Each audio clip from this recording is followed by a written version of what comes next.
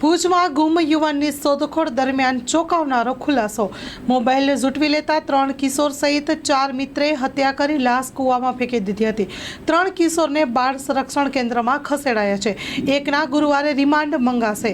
કિંમતી મોબાઈલ ઝૂંટવી લેવા માટે ભુજના એરફોર્સ સ્ટેશન પાસે રહેતા યુવાનને 3 કિશોર સહિત 4 મિત્રો એકાંત સ્થળે બોલાવી પથ્થરો વડે માથાના તેમજ લાતો માર્યા બાદ ગળે ટૂંપો આપી નિર્મમ હત્યા કરાઈ હતી।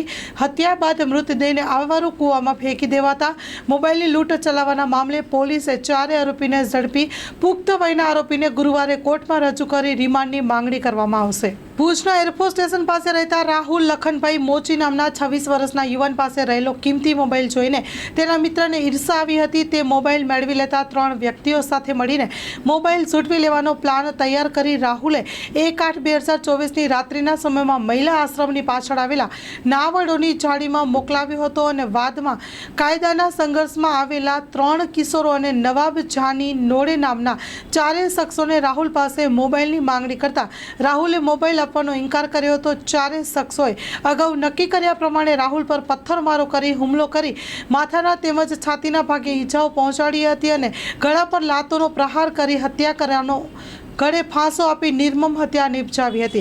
હત્યાના બનાવને છુપાવવા માટે 4 શખ્સોએ રાહુલના મૃતદેહને આવાવારું કૂવામાં ફેંકી દેતા રાહુલનો મોબાઈલ ઝૂંટવી નાસી ગયા હતા।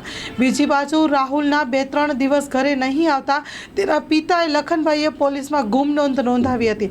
પોલીસની તપાસમાં સોમવારે રાત્રિના આવાવારું કૂવામાંથી અજ્ઞાત યુવાનનો મૃતદેહ મળી આવ્યો હતો, જેથી પોલીસે મૃતદેહને કૂવામાંથી બહાર કઢાવી મૃતકના પિતા પાસે ઓળખ કરાવતા રાહુલ હોવાનું જણાવ્યું હતું। આથી પોલીસે રાહુલના મૃતદેહને ઓટોપ્સી માટે જામનગર હોસ્પિટલ ખાતે ખસેડવામાં આવ્યો છે। Story report by Kiran Gori, Bhuj.